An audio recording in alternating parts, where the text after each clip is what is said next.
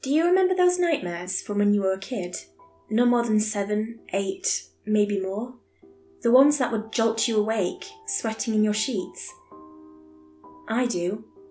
Mine was where I was this investigator, investigating this case where a girl had gone missing.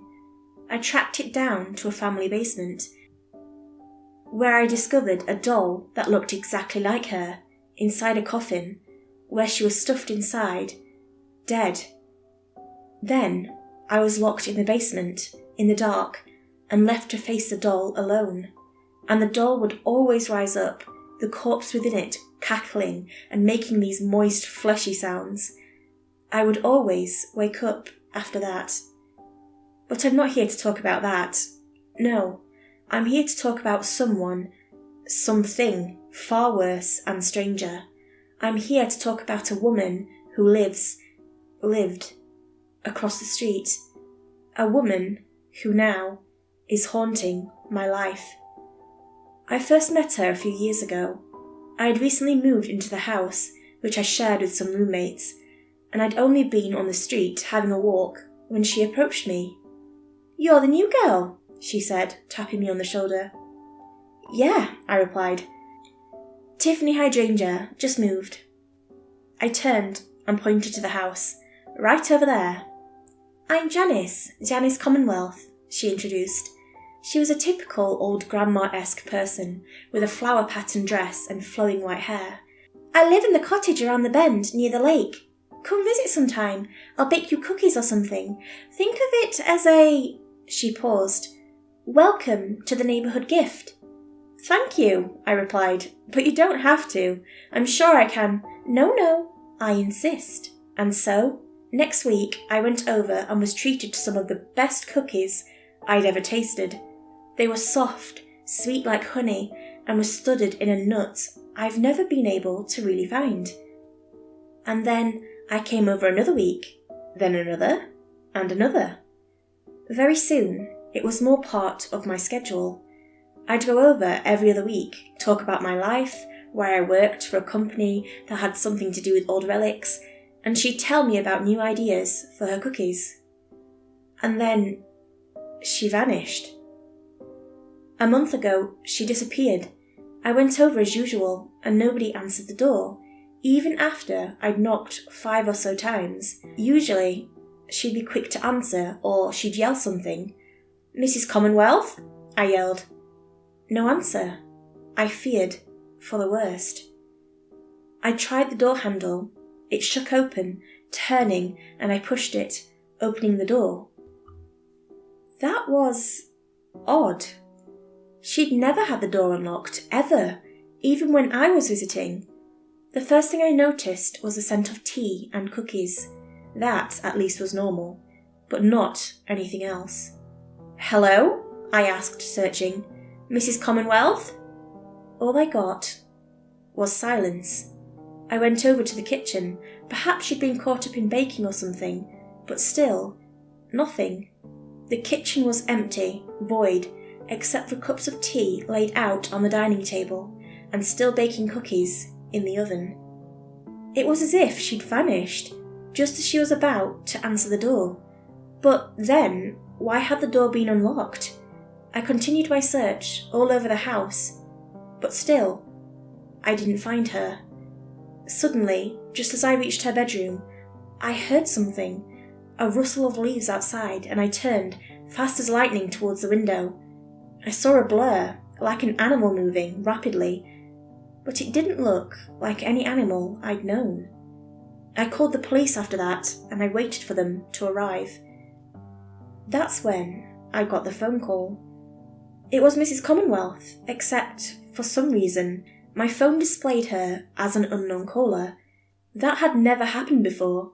The profile picture was the same, but still, the name listed itself as unknown caller. "Mrs. Commonwealth?" I answered. "Where are you?" Silence. I asked again. Silence. I began to ask again, but before I could, I heard her, deep breathing, panting, as if she was being hunted. "Hello? I'm lost. I don't know where I am. Can you find me?" Mrs. Commonwealth? Can you describe where you are? I panicked. The static poured in, and I yelped, pushing the phone away from my ear. Holes are so bright. More static. Oh God, it's coming. The walls, it's like clay. Static once again poured into my ears. And then silence. Hello? I hesitated. Mrs. Commonwealth? And then there was this breathing. Her breathing, but it was like she was far away, too far away, and it was as if her voice had been copied 100 times over, then played back. The breathing got louder, louder, louder, until, we're sorry, but this number isn't available. A monotonic computed voice rang out. I looked at the screen. It was showing an error message, telling me that the number didn't exist. What the heck? I murmured. I tapped some buttons, then called the number again. It rang, but nobody picked up. I tried again and again, right up until the police finally arrived. I told them everything. She'd vanished, as if she was about to welcome me in, but then disappeared. I told them about the phone call, and they said they'd look into it. In the end, I think they decided she'd gotten lost somewhere, somehow, and told me that she'd probably be back. She did not come back. I waited hours, until the sun set and the moon rose. Yet, nothing. I thought about calling the police, then decided against it. Maybe, I had thought, they were right after all. Maybe she'd come back later. So I returned back to my house, ignored my roommate's questions about where I'd been all day, and willed myself to sleep. And then I woke up. It was 2 a.m, and my phone was ringing, blasting this tune I hadn't heard of in years. It was old, and one I vaguely recognised to be from some obscure 80s artist. I rubbed my eyes, then checked in onto my phone. Unknown number, I murmured, just before my eyes focused and saw the profile picture. Mrs. Commonwealth. What the heck? I tapped the answer button and was greeted by heavy breathing. It was farther away than last time, and it seemed thicker somehow, as if it had been processed through a filter, yet it seemed real still and organic. Mrs. Hello? I'm lost. I don't know where I am. Can you find me? What the hell? That's what she'd said before. No, not just what she'd said before, but exactly what she'd said. The inflection, the voice, everything was exactly the same. I was too confused to answer, and before I could even think of one, she said it again. Hello? I'm lost. I don't know where I am. Can you find me? Can you tell me what it looks like? I managed, stuttering. I'm going to call the police. Hello? I'm lost. I don't know where I am. Can you find me? The voice repeated. Where are you? I pressed. No answer. Hello? Silence. Then suddenly, I'm outside. Can you let me in? But it was wrong. Her voice wasn't... It just wasn't right. It was like that monotonal voice dictating the error. It was computerized, processed, inorganic. Can you let me in? What do you mean? I continued. I don't... We're sorry, but this number... I swore, throwing the phone across the room, crashing into the window where it bounced off, landing on my bed. Wait. The window. There was someone outside, in the cul-de-sac it viewed over. Someone with trailing long white hair and a flower-decorated dress. That's... I gasped. Impossible. It was Mrs. Commonwealth, standing, looking away from the house, facing a tree, her face but inches away from it. Something wasn't right about how she looked, though. I went up to the glass to see closer, and suddenly, I realised the flowers on her dress were wrong. I distinctly remember her saying how she'd always wished she could have tulips on a dress, and how she could never find any. And this This woman outside my house had tulips on her dress, but apart from that, she looked almost the same. Suddenly, I heard a voice coming from the palms of my hands. The phone had somehow turned on. There was nothing on it but a photo of this hallway, and no matter what I did, it stayed the same. And then came the voice. "Can you let me in?" It was the exact same as before. Across the street, in the cul-de-sac, Mrs. Commonwealth, or whatever was outside, moved too, jaw up and down, as if she was speaking. "It's so cold here." The rooms were so cold too, cold as clay.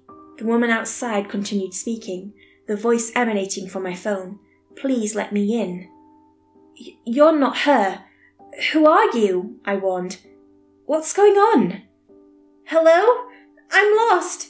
I don't know where I am. Can you find me?" the voice repeated.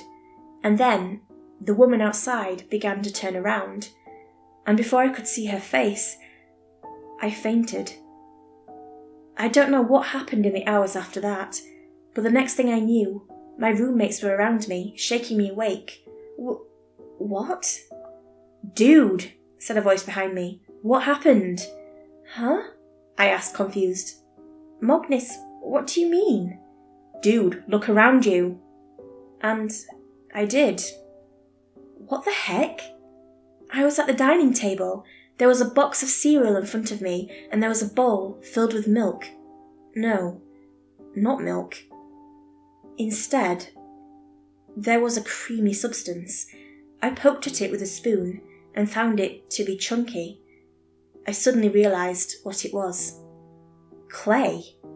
What the heck? What happened? I demanded, looking back up at my roommates. "We found you like this," one of them said. "I woke up when I heard noise in the kitchen, like someone looking for something. I went out and found you, except you didn't act like you. I tried to ask you what you were doing, but you didn't explain. Then you got clay from the arts and crafts bucket and started mixing it with the milk. You poured it in, and then I tried to stop you." I don't remember. I looked around the kitchen. Sure enough, it looked as if someone had been there. What happened next? You were able to push me off, so I went to get the others to help. When I got back, you had a bowl filled with clay and milk, and you were about to pour cereal into it, so we stopped you. I don't understand, I stammered. "What about outside? Did you see her, Mrs. Commonwealth?" "What are you talking about?" the burly man known as Stephen questioned. "I didn't see anything." I got up, looked around, then retrieved my phone from Andrea, who had it in her hands. I checked the CCTV app. "It should view here, around here." "What are you doing?" I ignored Andrea. The camera didn't show anything.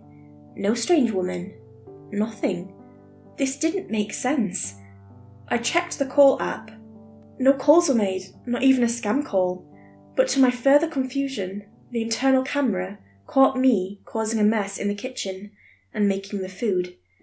"I don't understand," I murmured. "We don't either," Andrea replied. "Let's go to a doctor." We drove to the hospital, and within minutes, a doctor was checking me out. They scanned me, poked and prodded, but couldn't come up with a better reason than that I was sleepwalking. Weirdly, my friends seemed to agree I was sleepwalking. However, the doctor decided I should stay in one of the hospital's rooms for the rest of the night, and so I complied. Well, I tried. The doctors were taking me to the observation room when I caught sight of something out of the corner of my eye. No, someone. Someone wearing a flower-covered dress, and I broke free of the doctor's grips and ran towards them. They looked back, revealing the face of Mrs. Commonwealth, and I ran after them. The doctors behind me chased me, but I was faster. Somehow, the old lady, or whatever it was faster, and suddenly, it was as if I was in another place, a hallway, alone. The lights were bright, the walls clear white and manila. I felt a sinking feeling, then looked down to see clay. The floor was made of wet clay. clay that I was now sinking into. Hello, Mrs. Commonwealth? Hello? I'm lost. I don't know where I am. Can you find me? A voice behind me asked. I turned around to see. No, it wasn't Mrs. Commonwealth. It was something else. I had turned around to see me, my face, on the body of Mrs. Commonwealth. It mirrored my face, every look, every blink, every gasp. Everything here is as cold as clay. The thing stepped forward. The thing stepped closer, and I stepped back, feeling myself sink into the ground as I stepped. I stumbled, and then I fell to the ground. The next thing I knew, I was inside the hospital, the normal one, and the doctors were all around me. Apparently, I tried to run, and I suddenly fainted. And so, I agreed to be monitored for a week. And for a week, nothing happened. I mulled around, being observed by doctors. No sleepwalking, no illness, no creepy disease. So I was dismissed. Some sort of momentary hysteria, they called it. Nothing to worry about. And for the next month, nothing else happened. The police filed a formal investigation into the whereabouts of Mrs. Janice Commonwealth, but they weren't able to locate her. Nobody was looking for her anyways. I guess that's the price you pay when you're old. This also meant the police gave up after a week or so, and just claimed she probably decided to vanish on her own. After all, disappearing isn't a crime. It all got worse though. I thought I was fine. I was not. She appeared again, outside the house, facing it. She spoke the same words again, just as my phone buzzed to life, the voice projecting all the way into it. I stayed up that entire night, watching her stare up at me from across the street, drilling holes into my soul. When the sun set, I felt this urge to sleep, and before I knew it, I was asleep. She was not there when I woke up. Then, the second night, I couldn't find her. No, not at first. It was only after I'd noticed something odd. She wasn't near the tree. She was closer this time, just at the end of the sidewalk, meters away from the door. Again, like before, she didn't move, just stared directly at me until the sun rose, and I slept. And now, yesterday, she's inside the house, outside my door. I didn't see her outside. I didn't even consider she was inside the house until I heard it. Hello? I'm lost. I don't know where I am. Can you find me? I'm not sure what will happen if she gets in. I'm not sure what happened to her. All I know is that I want it to stop. So if you know anything about what could have happened to Mrs. Commonwealth, I need to know.